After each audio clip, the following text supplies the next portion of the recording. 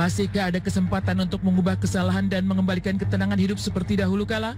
Pada Yadi Sembako, harapan untuk meregu kembali harmoni hidup buyar dalam sekejap. Ketika perahara dugaan penipuan yang dilaporkan salah satu IO ke Polres Tangerang menyeret Yadi ke persoalan serius, Yadi terancam di penjara. Andai saja tak berhasil lunasi kewajiban tunggakan senilai 198 juta rupiah. Lantas, benarkah Yadi tak punya banyak pilihan hingga berniat melego rumah miliknya? Sendiri saya jujur belum ada finance yang kuat saat ini membayar. Jadi salah satunya cara juga ya saya lagi menawarkan rumah saya kepada teman-teman, kepada orang-orang yang saya anggap mempunyai rumah gitu kan, profesional iklan juga di salah satu agent. Untuk apa? Ya lebihnya untuk dia menyelesaikan dengan teman saya kalau misalnya itu memang tidak ada penyelesaian. Yadi Sembako mungkin berusaha keras mencari cara untuk memulihkan keadaan seperti sedia kala. Tapi sayang, nasi sudah jadi bubur. Problem dugaan penipuan yang menyeret namanya ke poros pemberitaan rupanya tak hanya berdampak pada dirinya, melainkan pada istri dan anaknya. Dan baik siapa yang sekarang orang Yadi Sembako, penipuan dan 28 dan 17 itu luar biasa untuk banyak orang tua, keluarga besar saya, keluarga besar istri saya, anak-anak saya.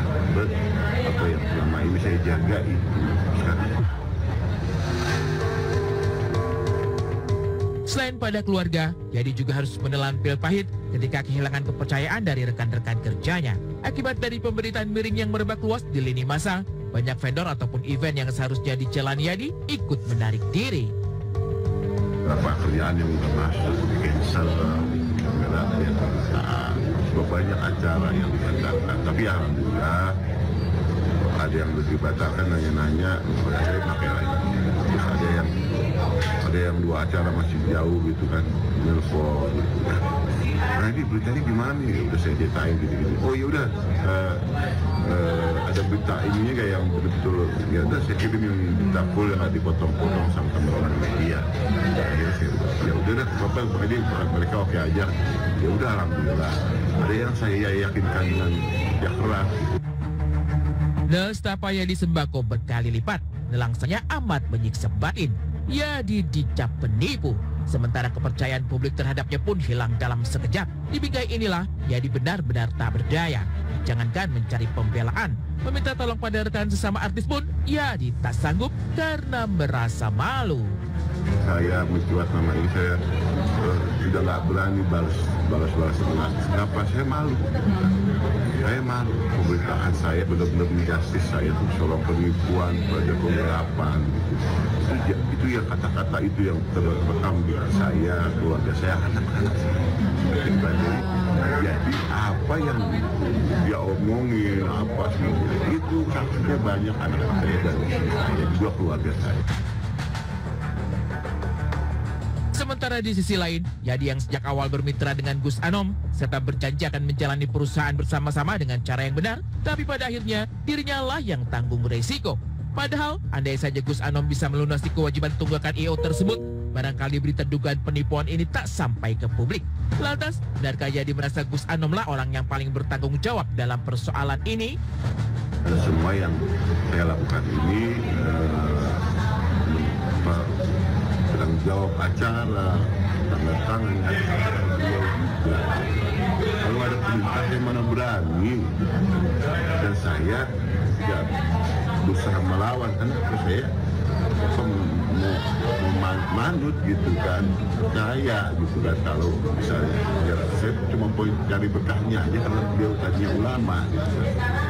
Tadinya ulama gitu. Jadi sekarang jadi pengusaha ya mungkin saya mudah-mudahan sebagian berkahnya gitu kan. Jadi penyelenggara acara ya, tapi ya kenyataannya kan beda. Itu saking saya percayanya, kalau udah percaya sama orang gitu kan. Tapi dengan adanya berita ini ya percaya saya Ini suka tak suka, mau tak mau, Yadi harus hadapi proses hukum yang berlaku. Tapi dari masalah ini, sekiranya Yadi mengambil hikmah penting bahwa sahabat tak selamanya senasib sepenanggungan. semua yang saya alami saat ini akan jadi pembelajaran dan pengalaman yang sangat berharga buat diri saya pribadi.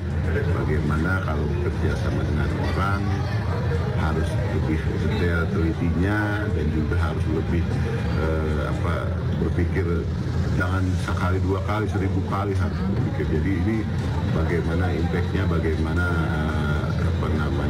akibatnya yang harus dijalanin kalau menjalankan ini. Nah itu nanti ke depannya saya akan menata hidup saya, keluarga saya, istri saya juga udah akan menata saya.